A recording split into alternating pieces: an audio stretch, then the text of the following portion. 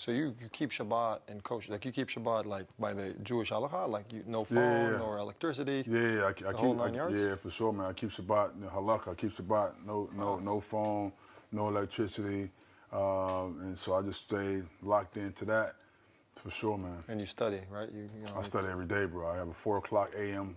lesson. Really? Wow. We go over we're going over, it's review for me, but we're going over the laws of Shabbat with the rest of the class. And then I have like a 2 p.m. afternoon lesson going over kashrut, just learning how to really kosher your kitchen as far as food, utensils, and so forth. And then I have friends that live in Jerusalem, and we learn on we read the Mishnah, we're going over the Gemara. Really? Wow. You know, it's deep. Yeah, I love that. I mean, I read Mishnah and Gemara sometimes, and that gets you in there. Yeah, for sure, man. It's tough. It's hard for me because it's better to learn with friends.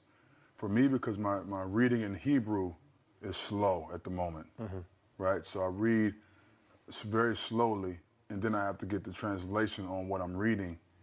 So it's great to either learn with the rabbi or with friends that can help with that breakdown. And that was what, you know, got you to come play in Israel, you think? I mean, when I came in 2010, that connection got me to play in Israel. I wanted to be here. I wanted to live here. I wanted to be a part of the culture, and so that fuel somewhat led me to come to Israel and then to play here, and I haven't left since. Interesting. And you think, so where does that put you from a basketball perspective? That just you feel like it's just giving you the you know, just put you in a different, you know, maybe atmosphere, maybe just you being more relaxed, more just, you know, connected to your roots? I mean, you know what, for me, man, it's a lot of learning when it comes to Judaism, and when it comes to like character traits and your midos. It helps me also too, like to control my anger, control my thoughts, control my speech, guard my eyes. These lessons that I'm learning along the way is helping me to become a better man.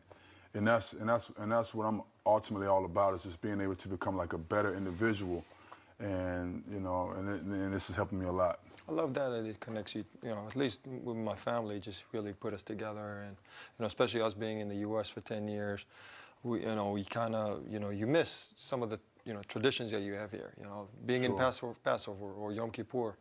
You know, there's situations, you know, if you live in Sacramento, for example, you don't really feel Yom Kippur. It's just a regular day on the outside. Right. And then when you start doing it, when, you know, you preach it to your kids and you're talking about the history and your wife, and you kind of, you know, it brings you together. Beautiful. It's beautiful, man. Listen, when I was with the Knicks and I was learning big time, and I felt a little bit embarrassed to talk to my teammates about it because I felt like they wouldn't understand. I felt embarrassed. It's actually it's interesting you saying that. I felt embarrassed when I got to the U.S. that I knew nothing about Judaism.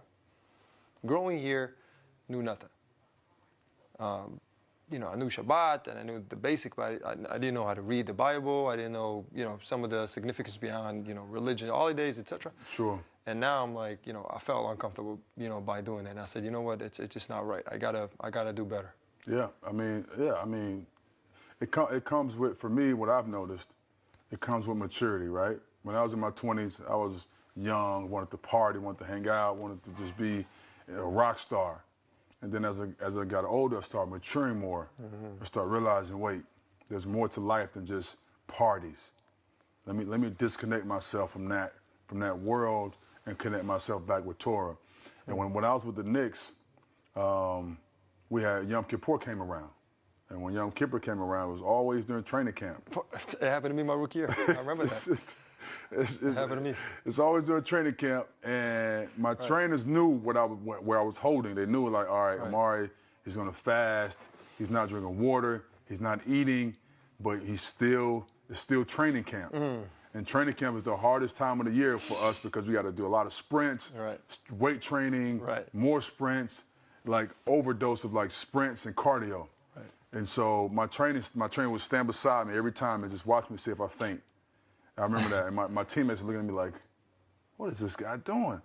You know, but every year, Yom Kippur came around, training camp, I would run my sprints, and the trainers would just be right there watching me so to prevent me from fainting. That's funny. It's crazy.